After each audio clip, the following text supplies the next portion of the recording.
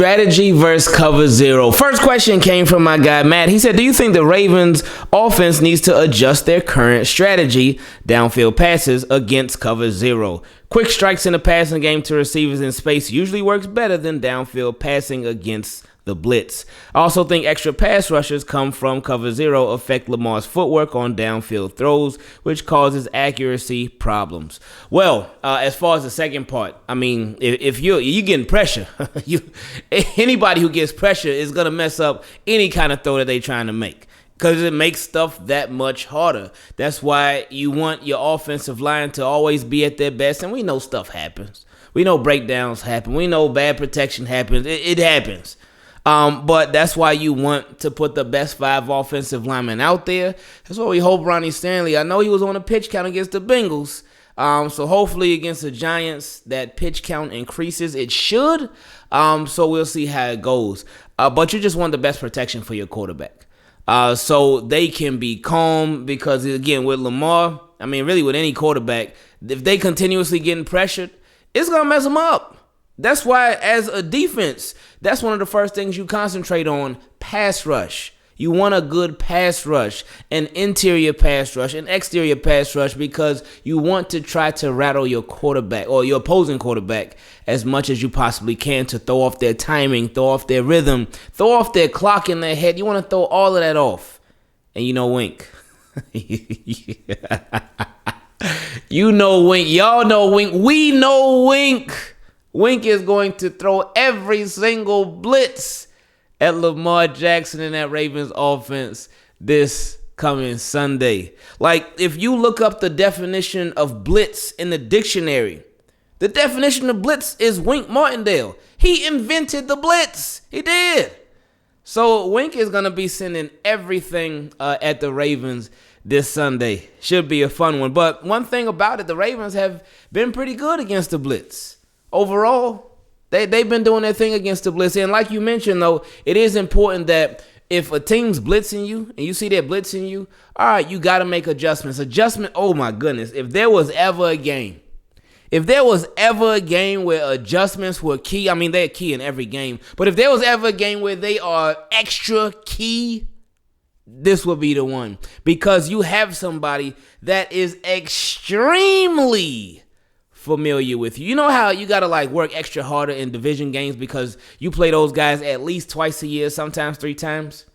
This is different because Wink was your defensive coordinator. Your current defensive coordinator learned under him. So he even knows your current defensive coordinator. So Giants got that advantage. But at the same time, Ravens need to use the advantage that they have, because while Wink knows them, they know Wink. So this game, oh my goodness. Obviously, the players and the execution are going to be important, as it is every game. But coaching in this game is going to be everything. Everything.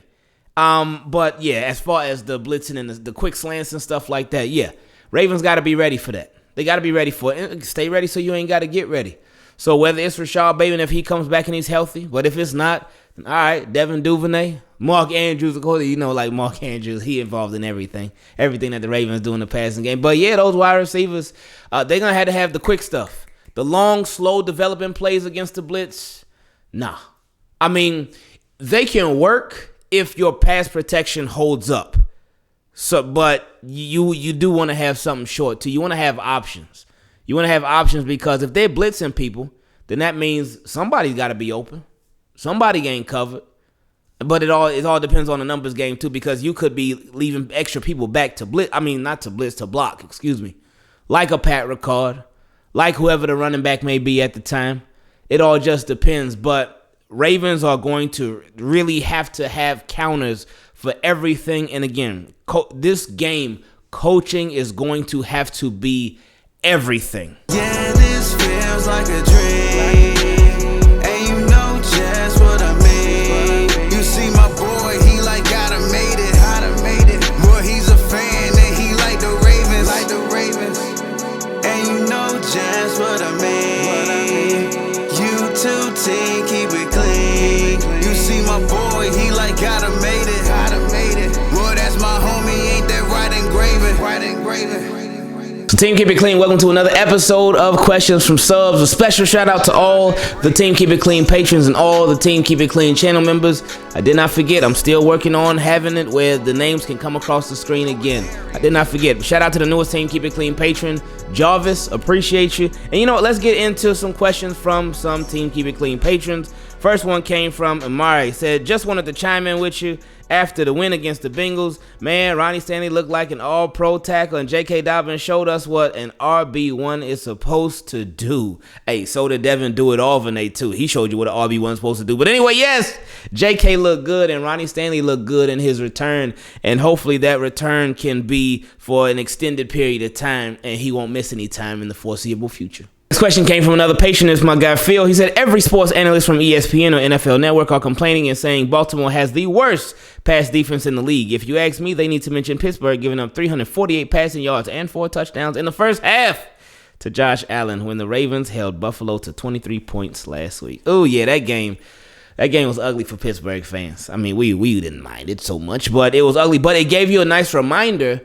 about how good the Ravens defense played against Josh Allen and those Buffalo Bills. So it's all about perspective. Next question came from my guy Marco. He said, what's going on, Ingraven? Back with another question. I was wondering, do you think EDC or Bisciotti have ever sat Harbaugh down and told him maybe not to go for it on fourth or go for two so much? I get that they won't fire him, but at least talk to the man. Call him in the office and say, John, the last 10 games haven't been great. Let's try to take the points going forward as opposed to doing the same thing over and over and expecting different results. Just a thought. Thanks for taking my questions and stay safe and peace.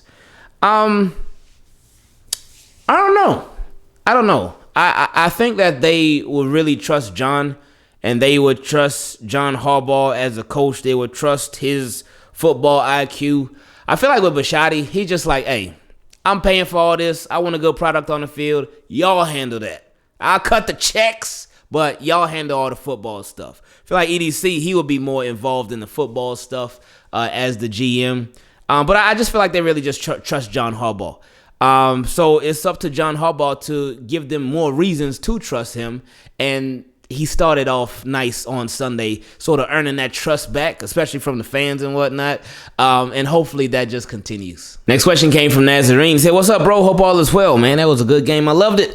Knew the team could do it, especially the defense. I see a lot of Wing fans gassing them up, but let me gas up my Ravens respectfully, because if it wasn't for the miscommunication in the first 3 games, we would have the best defense. Big plays are being magnified, but the unit is coming together. Here are the stats for the Giants and Ravens. I see a blowout coming.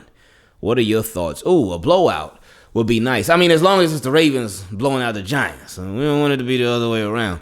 And he proceeded to give us a lot of numbers, a whole lot of numbers when it comes to the Giants and the Ravens. And just the numbers basically highlighted that the Giants defense, they've been doing their thing, but the Ravens defense, they have 2. But the Giants offense been a little so-so. And Ravens offense has been better. Giants still got that rushing game though, but either way, Ravens, it's gonna come down to tackling. Saquon Barkley, beast of a running back, and that dude could take it to the house at any given second. He's quick, he's fast, he's strong, everything you want in a running back, everything. And he's like that. He is like that. So Ravens been struggling against the run, so they better be on point. As far as the pass defense, I think they should be able to do a good job against Daniel Jones and his receivers. If they could get pressure, that would be even better. That would be even better. JPP, you coming home, baby? This is JPP's game to shine, man. Show them Giants fans, say, hey, I'm back. And I'm better than, well, not better than ever probably, but I'm back and I still got it. But yeah, man, this game is it is gonna be so like crucial that the Ravens are on point. Because again, Saquon Barkley, he scares me. He really does. He scares me. And the Giants defense, their pass rush, Ravens offensive line, they got to be better than ever this week. So many different things, so many different pieces of this game that just mean so much. But Ravens, they better bring it because you know Giants will. And shout out to another Team Keep It Clean patron, my guy Isaac B. Just had to give him a shout out before we get to this next question, which came from Javo. Or next couple of questions. He said, do you see Wallace taking Prochet's spot?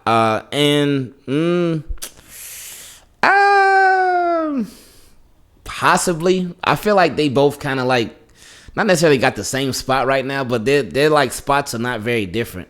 Like if one is 4, then the other one is like 4B. It's like one is 4A, 4B. Like they're not like, it's not like Prochet is over Wallace or Wallace is over Prochet like that. I feel like they like right with each other. And he said, I know it's early, but do you see us going middle linebacker in the first round of the draft or pass rusher? Yeah, you said it. It's early. I could see them taking a linebacker early. Maybe not first round, but early. But prioritizing that position.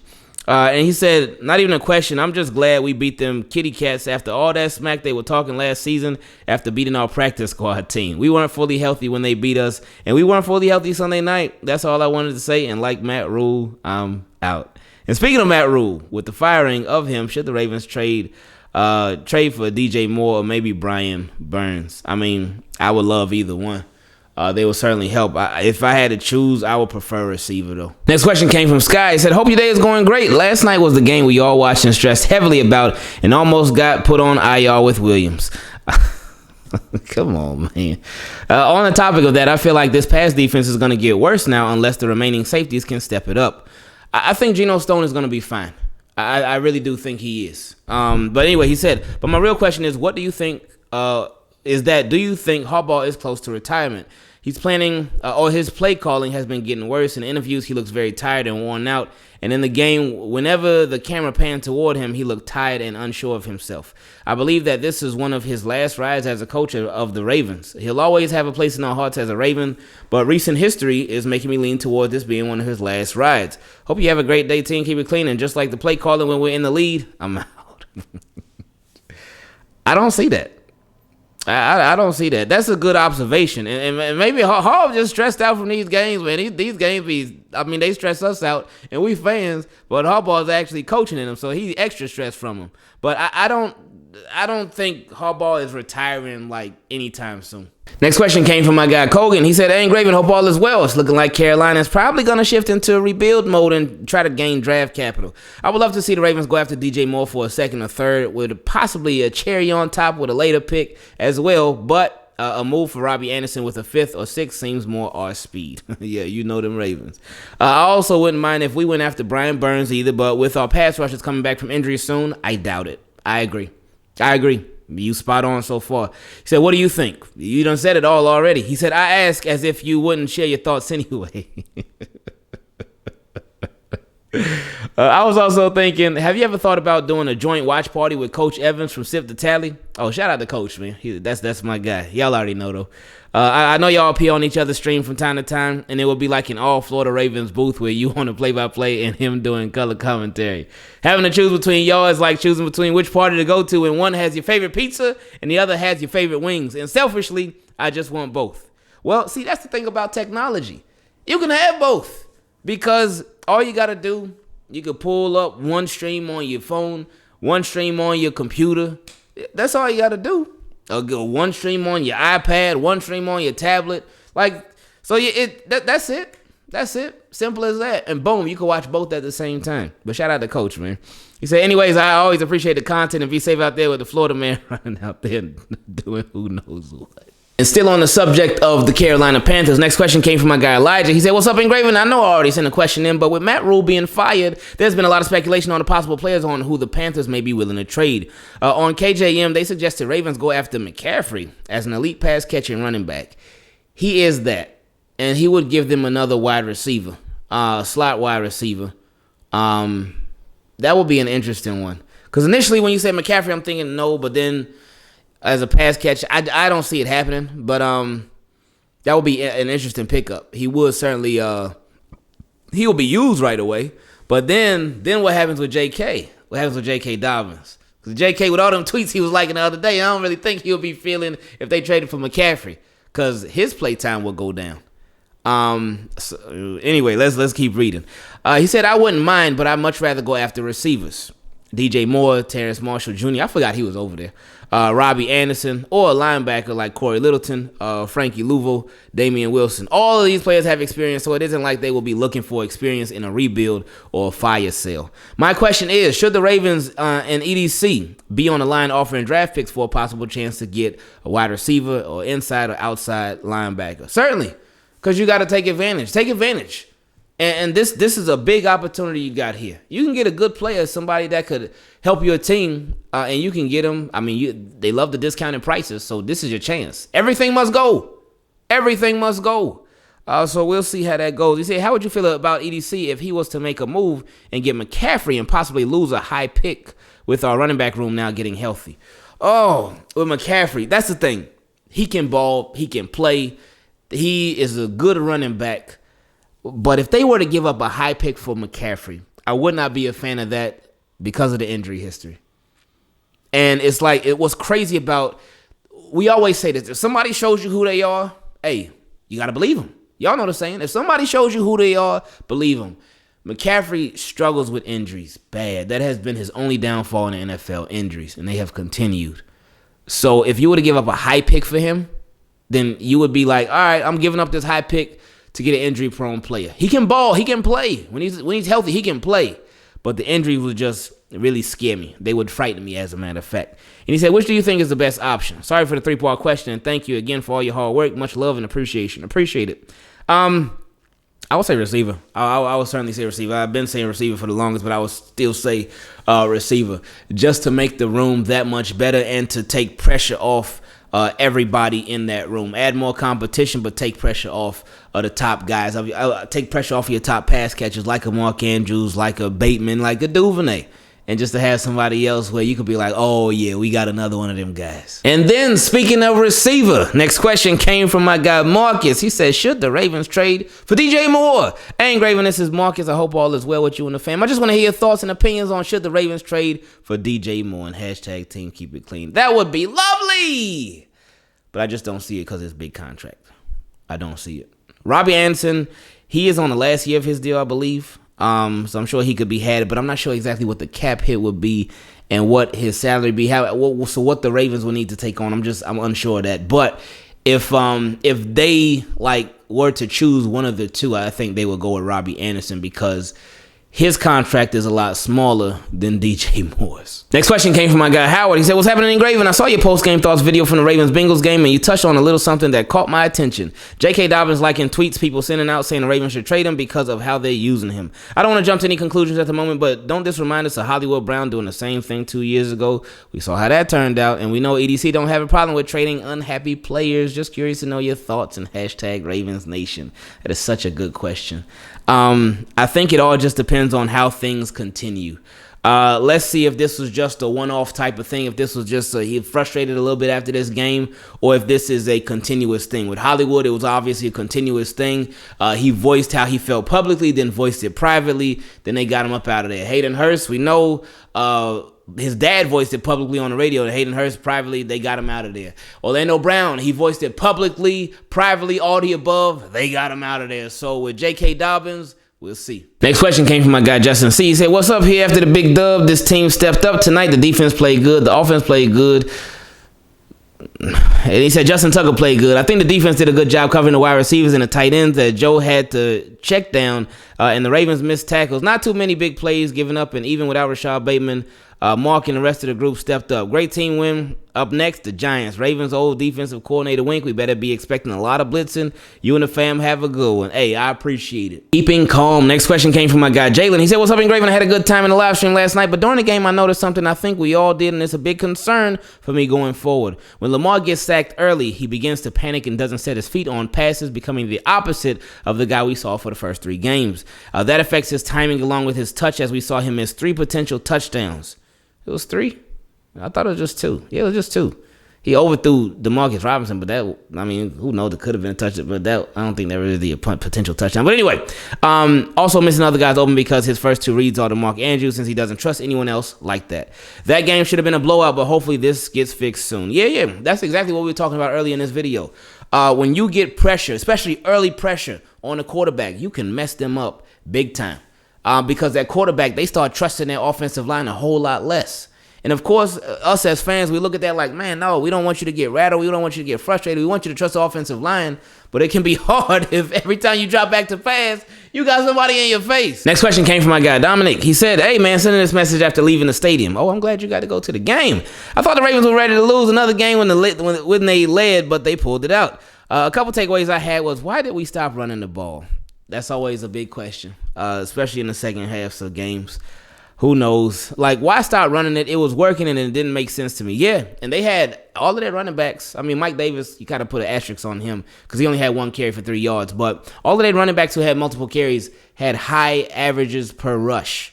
So it was working. It was working. But Ravens were like, oh, running game working? Get that out of here, buddy. Anyway, he said another takeaway was that the defense didn't let Jamar Chase beat them, and I loved that. PQ finally got the pick, and guess the 3rd time's a charm. Yes, you're right. And lastly, Geno Stone actually looked good in the absence of Williams, and Pepe looked good after being in for Stevens. Just my takeaways. Tell me what you think. Hey, that was all spot on, man. And now Geno is going to have an extended workload since he's going to be in for Marcus Williams for the foreseeable future. So, like I've been saying, I expect him to do a good job. And then with Kyle Hamilton, we'll see what his role is moving forward, too. Next question came from my guy, Manuel. He said, I was watching a clip from the movie Moneyball. Great movie, but then it hit me, pun intended. EDC is trying to do the same thing with the Ravens with the people that he got for this year. It's a great concept, but he forgot one thing. You can't win a Super Bowl with average players. You need playmakers. Why? Because they know that if they make that one play on offense or defense, it changes the momentum or seals the deal, and you can move on to the next round to win the big one. Our wide receiver core and our defense has some very young playmakers, but they're not there yet. Unless they want to prove us on the contrary on the field instead of talk. By the way, Odell listed the Ravens as a potential team he can go and play with. Is it a bluff for the Rams to offer him cash, or is he serious? And if we acquire him, do you think Giro will use him correctly? I don't see the Ravens getting Odell Beckham Jr. And I don't even think he didn't even really list it. I know Marcus Spears listed it, and Odell Beckham Jr. was like, oh yeah, you see what I'm saying? Something like that. I forgot what he tweeted him, but I didn't really take that as Odell really listing them. But Odell would be nice. How would he be used? Oh, by Giro? That's a great question. Bro, Ravens and Giro has been doing a better job. Ravens have been doing a better job of getting the receivers involved. It's been slowly but surely. It's been a process. It ain't been like it's been this big 180. Well, the receivers involved like crazy, but it's been a process. They've been gradually getting them involved more and more. So hopefully when Rashad Bateman comes back, he can not even pick up where he left off, but pick up where he was a few games ago. Because if you pick up where he left off, that wasn't so pretty. But hopefully he can just continue on his upward trend. As far as the playmakers on the field, they got some. Marcus Williams was a playmaker, but now he's gone. Marcus Peters is a playmaker. As we saw, Marlon Humphrey's a playmaker. So they certainly got some playmakers on offense. Obviously, Lamar Jackson, J.K. Dobbins if he keeps getting chances. Devin Duvernay is playmaker. Mark Andrews. Rashad Bateman, he been up and down with it, but he can make some plays. So they got some guys, but you can never have enough. Storyline for the next game. Next question came from my guy Elijah. He said, what's up, Ingraven and team? Keep it clean. Hope everyone is doing well and in good health. As an avid sports fan, I often make up my own storylines because sometimes the mainstream storylines are often redundant. So I decided to share the storyline with you and the Team Keep It Clean family. The idea came to me from another Team Keep It Clean member who jokingly applied the anonymous defensive coordinator who claimed LJ8 wasn't a great or good quarterback. Well, you see where this is headed. Wink is the anonymous defensive coordinator who claimed Lamar was not an elite quarterback, and Lamar is secretly salivating at the opportunity to put up another Jackson 5 this year. Now, I know that's not really Wink or Lamar's character, but it is Lamar's. Like, to prove people wrong, oh yeah, that's Lamar all day. Now, with Wink, is Wink the mysterious defensive coordinator? We may never know. But he said, now I know that's not really Winks or Lamar's character, but it kind of gets me more excited about the game, especially since I'm going. Oh, he had to stunt real quick and show that out. I'm happy that you're going, man. I hope the Ravens give you a nice little, nice big welcome to New Jersey. And they like, hey, we got the win just for you, Elijah. But he said, great work, brother, and thank you for the content and keeping us non-Twitter users updated. I appreciate you, Elijah. And the last questions on this episode came from my boy Flirt Nowinski. He said, back again. Lately, my stuff has been pretty short, but I got to get some stuff off my chest, and I got a few questions. I'm not going to rock y'all to sleep, though, LOL. But per usual, hope everything is good with you and yours. Glad y'all made it safe with the hurricane. Appreciate that. He said, but let's get to it. First off, do you think it's a coincidence, he put quotation marks, that the running game starts rolling as soon as JK came back? You know what? I guess not. I guess not. It's been a lot better. Justice Hill was a part of that, but now he's out for who knows how long. But JK certainly been a big part of that too. So quality of running back certainly does matter.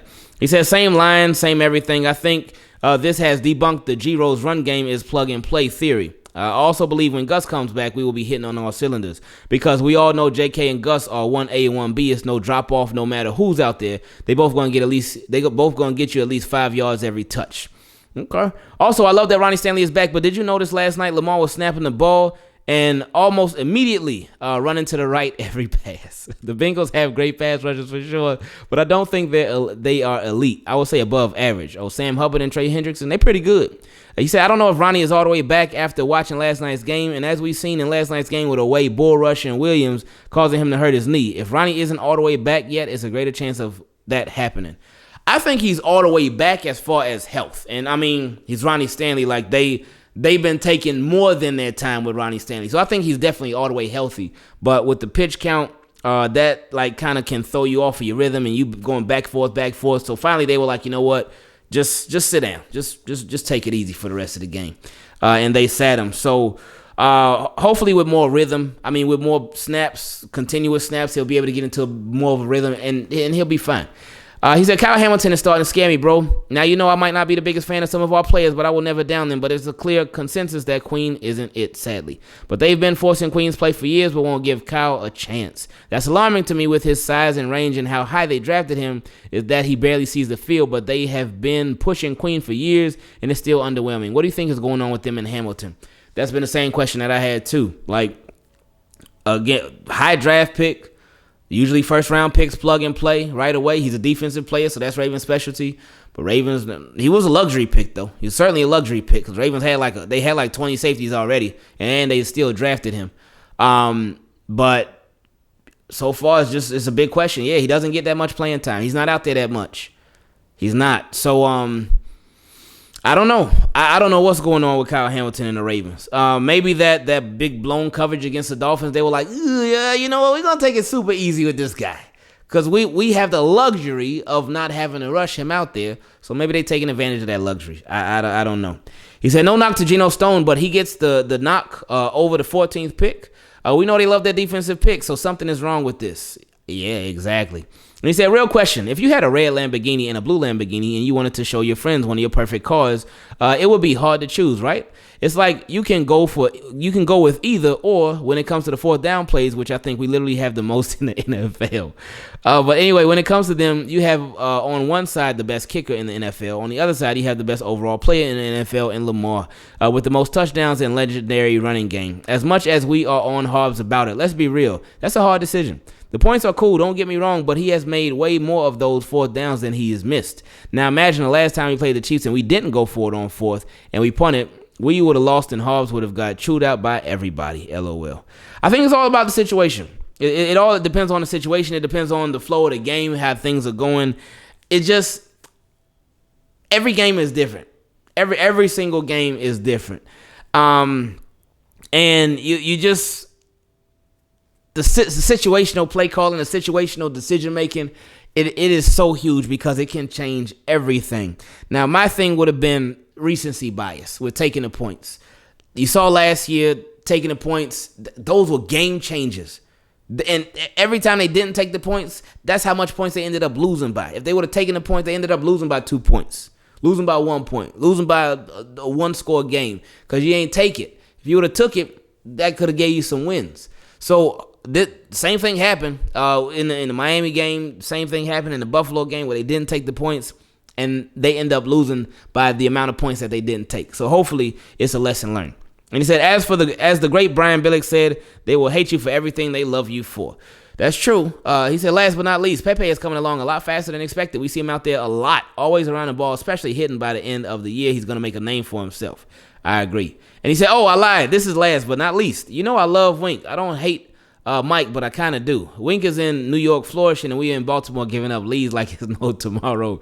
I believe a lot of that is due to us scoring so quickly and not having a run game, much like the Bills, LOL. But a lot of it has to do with the defensive calls. He loves this very young cover 2 match, and clearly it isn't working. He needs to tighten up, bro. If it's not cover 2, he's turning into Wink and sending corners and safeties. I'm not going to lie, bro. I'm not a fan at all. What do you think?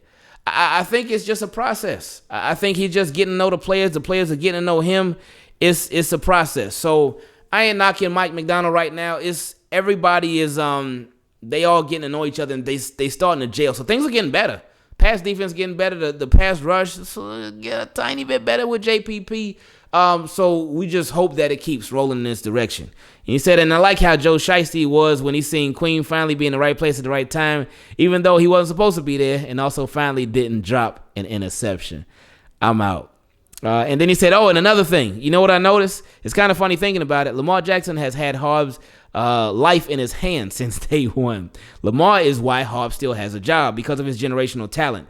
And due to his generational talent, if we don't make it to the Super Bowl this year, I am 1,000,000% sure Harbs is gone. You think so? I don't see that. I don't see that at all.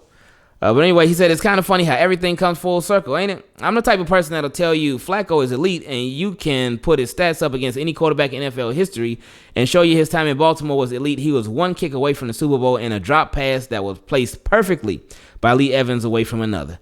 And they didn't want to pay him. He forced the Ravens' hand. And Lamar's impact is way more than Flacco's. It's alarming that they didn't learn with Flacco. If Lamar isn't signed, everybody needs to be fired. That's it. That's all. And like while the organization will be, if Lamar goes somewhere else, I'm out. Oh, yeah, they I mean, they can't get on it now because Lamar said, hey, I ain't talking no contract during the season. But that's certainly something to watch for. But I don't know if they just were to drop the ball with Lamar. I don't see John Harbaugh getting fired for that. But the earliest I could see that possibly happening would only be if they went in another direction. Well, they would have to go in another direction with another quarterback, obviously, because if they didn't keep Lamar, then they would have to go somewhere else. But only way I can see that is if they did go in another direction with a quarterback and it failed, then I could see them being like, you know what, we just gonna start over. Yeah, this feels like a dream. Darius.